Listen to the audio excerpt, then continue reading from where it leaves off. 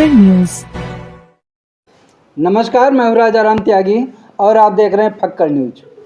कटेरी विधानसभा उपचुनाव में बसपा के प्रदेश अध्यक्ष उत्तर प्रदेश विश्वनाथ पाल ने बिछाई ऐसी गोटी कि पक्का है विपक्षी पार्टियां होंगी धराशायी, क्योंकि प्रदेश अध्यक्ष ने बसपा के तमाम स्टार प्रचारकों को गांव-गांव जाकर प्रत्येक बूथ पर सर्व समाज को साथ लेकर कैडर के माध्यम से विपक्षी प्रत्याशियों की पोल खोलने और बसपा के कार्य बताकर वोटरों का ध्यान आकर्षण करने के लिए लगाया है। एक बूथ पर मैंने खुद देखा कि बसपा के प्रदेश अध्यक्ष विश्वनाथ पाल ब्राह्मण, क्षत्रिय, शर्मा, विश्वकर्मा, वर्मा, पाल, एससी आदि लोगों के साथ कर रहे कैडर मीटिंग में सपा भाजपा प्रत्याशियों की खोली पोल और गिनाया बहन जी के शासनकाल का कार्य। जहां एक और बसपा के धुआंधार मीटिंगों में सर्व समाज के लोग हो रहे हैं लामबंद, तो वहीं विपक्षी खेमे में मची है खलबली। भाजपा प्रत्याशी ने तो जनता को इमोशनल ब्लैकमेल करने के लिए हार के डर से घबराकर लगवाया यह बैनर, जिसमें लिखा है या तो अब की हमें जिता दिया या फिर तिकथी पर लिटा दिया। लेकिन इन सब धोखे से बसपा प्रदेश अध्यक्ष ने सावधान रहने और बसपा प्रत्याशी के पक्ष में वोट करने के लिए करी अपील। देखिए क्या कहते हैं बसपा प्रदेश अध्यक्ष विश्वनाथ पाल जी। ब्राह्मण समाज की हमारी माताएं भाई बैठे हैं, क्षत्रिय समाज के भी लोग हमारे यहाँ कई साथी जिम्मेदार बैठे हैं, एससी समाज के, पिछड़े समाज के, हर समाज के लोग यहाँ उपस्थित हैं।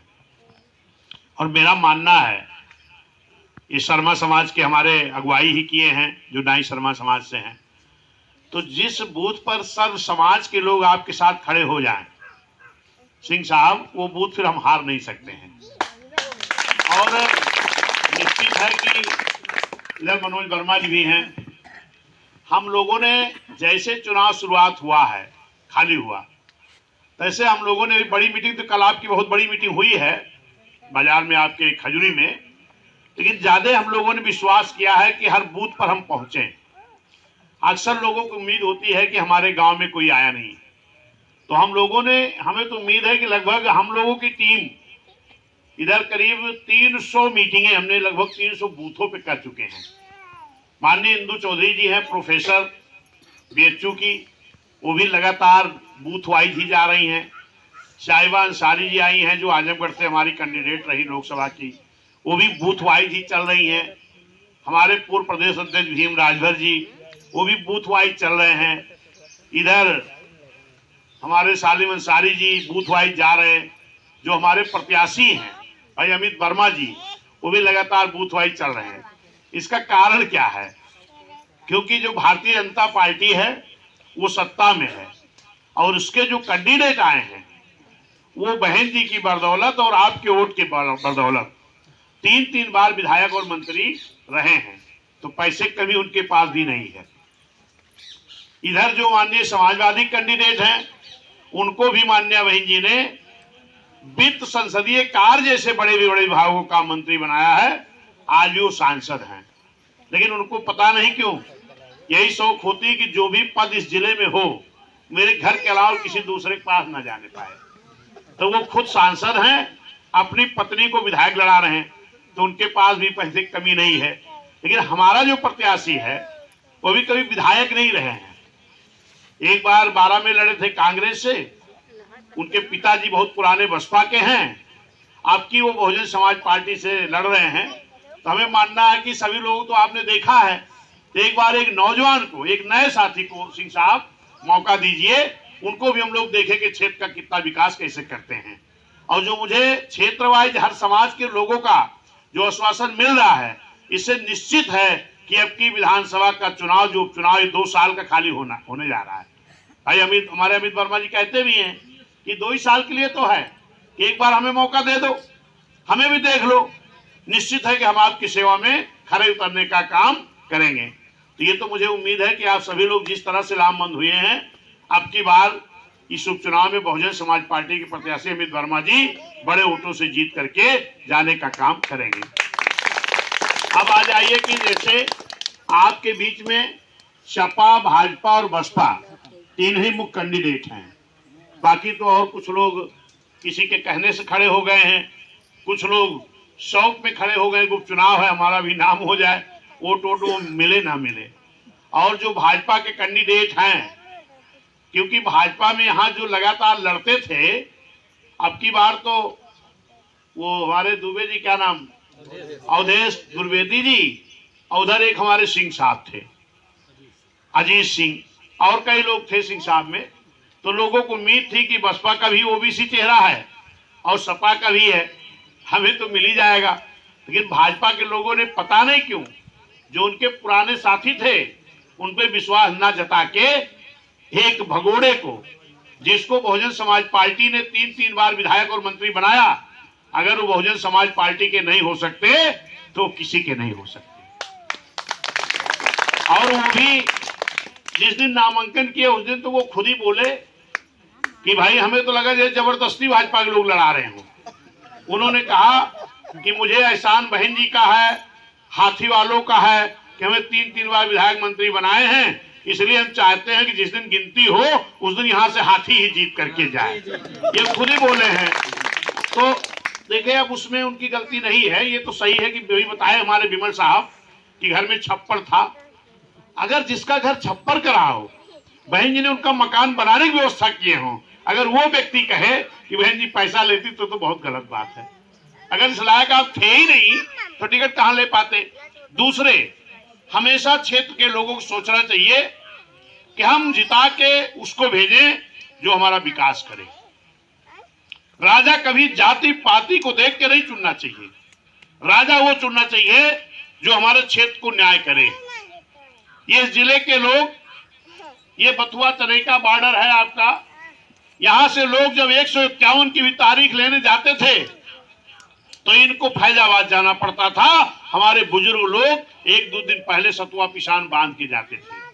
यहाँ तहसील तो नहीं थी ना पहले, ये तहसील बहन जी ने बनाया, बगल भीटी में ही हॉस्पिटल बनाया, इंजीनियरिंग कॉलेज, मेडिकल कॉलेज, सारी सुविधा बनाया, यानी जिला बनाया। तो काम तो भाई बहन जी ने किया। और उस जो बहन जी ने जिला बनाया तो जो बहन जी ने सुविधा दी है वो सुविधा, जैसे मेडिकल कॉलेज बना, मेडिकल कॉलेज बहन जी ने सिटी स्कैन, एक्सरे की, अल्ट्रासाउंड की तमाम बड़ी बड़ी मशीनें लगाई। अगर कोई हमारे ब्राह्मण भाई के घर का बीमार हो, चाहे क्षत्रिय हो, चाहे वैश्य हो, चाहे मुस्लिम हो, चाहे पिछड़ा हो, चाहे एससी हो, अगर जिला बना तो पूरे जिले का विकास हुआ तो सर्व समाज का विकास हुआ है। अगर इलाज के लिए कभी जाने की जरूरत पड़ी तो वहां हर समाज का इलाज होता था। लेकिन साथियों, दुर्भाग्य के बाद साथ कहना पड़ रहा है कि बीएसपी की सत्ता जाने के बाद समाजवादी की सत्ता आई, माननीय अखिलेश यादव जी मुख्यमंत्री बने। उनको अम्बेडकर नगर वालों से पता नहीं क्यों इतनी चिढ़ थी कि कुछ किए तो नहीं, लेकिन जो बहन जी ने बड़ी बड़ी मशीनें लगाई थी वो सारी मशीनें उठा के लेके आजमगढ़ चले गए। ये आप लोगों को भी जानकारी होगी, है ना। तो भाई अगर आप हमको कुछ नहीं दे सके तो हमारा लेके क्यों चले गए। और अगर आप मुख्यमंत्री थे, आप आजमगढ़ लगाना था तो स्वागत था, वहां खरीद के लगा देते। तो अगर किसी समाजवादी वालों से पूछोगे कि आपका काम क्या है, आपने जिले में काम क्या किया है, तो लोग वही बीएसपी बहन जी ने जो काम किया वही गिनाएंगे। माननीय बहन जी कहती हैं जहां ये बहुजन समाज पार्टी बहुजन जन्म संत गुरुओं महापुरुषों का मिशन है, तो वहीं ये बहुजन समाज पार्टी रूपी एक नर्सरी भी है जिनको तैयार किया गया।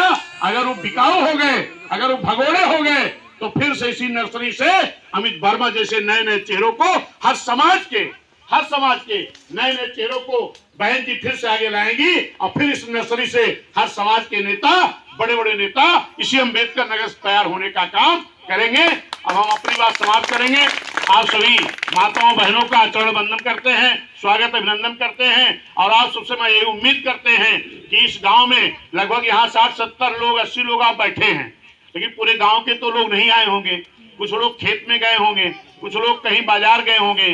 तो मैं आप सभी लोगों से ये निवेदन कर रहा हूँ कि शाम को सब अपने घर में आएंगे, हमारी माई बहनी, भैया बाबू, माता जी सभी लोग जो लोग आज इस चौपाल बैठक में नहीं है, उनको शाम को आप लोग सब लोग जाके निवेदन करेंगे कि बीएसपी के प्रदेश अध्यक्ष और उनकी टीम कोऑर्डिनेटर सब आए थे और सब लोगों ने निवेदन किया है कि ये जिला भाई ने बनाया है, उसके बदले में फिर से इस जिले के विकास के लिए आने वाली 20 तारीख को हाथी के सामने बटन दबाना है ताकि बीएसपी का प्रत्याशी जीते, फिर अगला भविष्य इस जनपद का उज्जवल हो, ये जिला आगे बढ़े।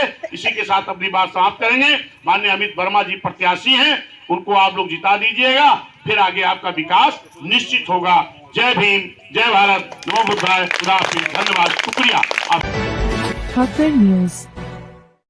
साथियों, फक्कर न्यूज आपकी आवाज है और आप हमारी ताकत हैं। इसलिए ऐसे ताजा अपडेट पाने के लिए हर खबर पर लाइक और कमेंट जरूर करें। यदि चैनल पर नए हैं तो कृपया फक्कर न्यूज को सब्सक्राइब कर अपनी ताकत हमें प्रदान करें। और हाँ, हर खबर को अपने ग्रुपों में ज्यादा से ज्यादा जरूर शेयर करें। बहुत बहुत धन्यवाद।